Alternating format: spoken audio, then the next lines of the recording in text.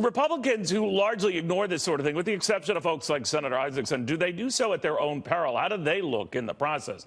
Daily Mail White House correspondent Francesca Chambers is with us, Democratic strategist John Summers, and Republican strategist Matt Brainard. Welcome to all of you. Francesca, largely silence out of Republicans when they hear this sort of stuff. Maybe saying, all right, we're used to this, we move on from this. What's the deal? Well, it's not just that, Neil. The fact of the matter is Donald Trump is the president of the United States, and Lindsey Graham has said that he wants to be able to remain in a position where he can advise the president. If he's on the president's bad side, the president wouldn't have him over to the White House as frequently. But so is it worth that much that you would go ahead and surrender a decade-long friendship to stay in good relations with a guy in the White House bashing your dearest friend?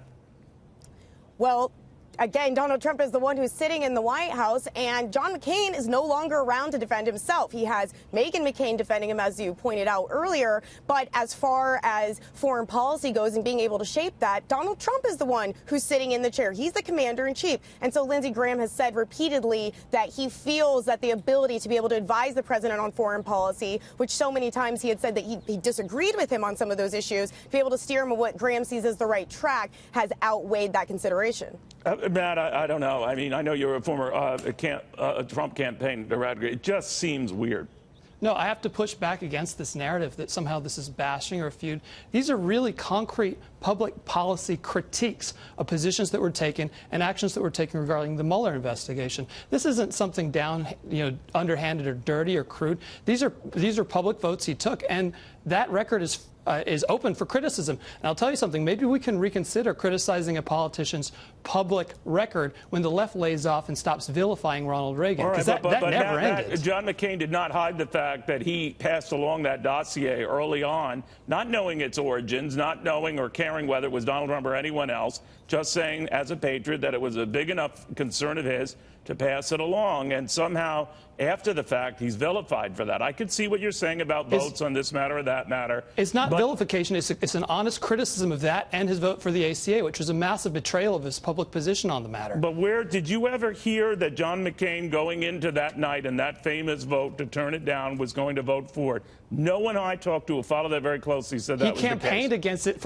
as a presidential candidate, as a Senate candidate, over and over. He raised a lot of money on the promise of fighting to repeal Obamacare, and we had the chance. That was not the means to do it. So the president seemed to say that John McCain had already told him that he was going to vote for it. No one I talked to who was involved in that at the time said that was the case. Well, who cares? What's that got to do with criticizing his position on the issue? He voted against repealing ACA.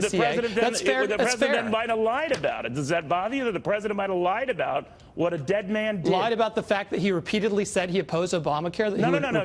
You're repeal obfuscating the clear facts here. He said that John McCain had told him that he was going to vote for that measure, and hours later ultimately voted against it. Do you have proof that was the case? Because no one I talked to said it was. Do you have proof that he didn't say it? Do you have proof that he didn't? I don't have it either way, but the point of anger here is the betrayal on an issue that he campaigned so hard against and then ended up voting to preserve Obamacare. That's a fair public critique, and turning this into some dirty skullduggery. I'm just wondering about the discourse now. Because I don't think you have to be right or left to find that maybe you can be justified in making these remarks or thinking them. But I just think as President of the United States, they demean you. That's my opinion only, maybe. I just think they demean you.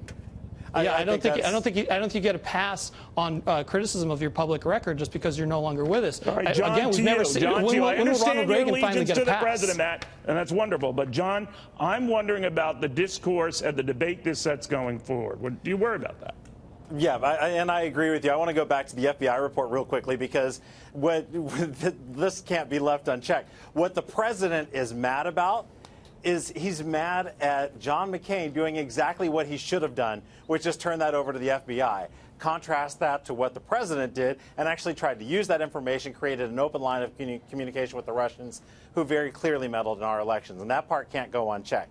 In terms of what it's doing with our discourse, this falls way below the level of the office. Whether we're talking about attacking John McCain, and again, sure, I guess you're free to criticize, but to what end? What is he at all hoping to get out of this? There's a very solid Republican base that actually likes John McCain. So he's not doing himself any favors by going after him. He's not doing himself any favors by name-calling Kellyanne Conway's husband on Twitter.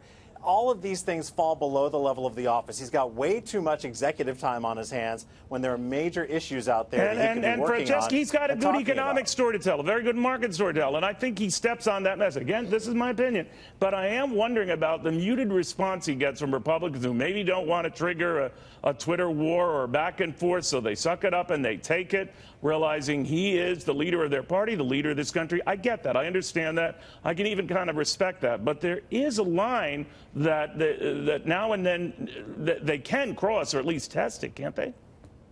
Neil, to John's point earlier, just before we came on, this came up pretty unprovoked today when the president was at that plant speaking about his economic message, about how he said he had saved the plant that was on track to close, and how he thinks in 2020 he'll have a pretty easy time getting reelected, because how would you debate the fact that he's lowered unemployment levels for women, minorities, those sorts of things. So to what you were saying, that's what he was talking about. Switch to John McCain. He did come back to that message and continue to talk about the economy. As for the president's anger at John McCain, I remember being in the Rose Garden on the day when John McCain came back from Arizona. Remember, he had been in treatment, and he came back for the Obamacare vote. And the White House actually delayed an event in the Rose Garden so that John McCain could speak on the floor. So they did at least have a sense, right, that they thought his comments were going to be something that was positive for them. So he's very disappointed with the fact that that was not the case, and he's making that clear. I understand that. There's frustration in that, but this maybe is beyond the pale.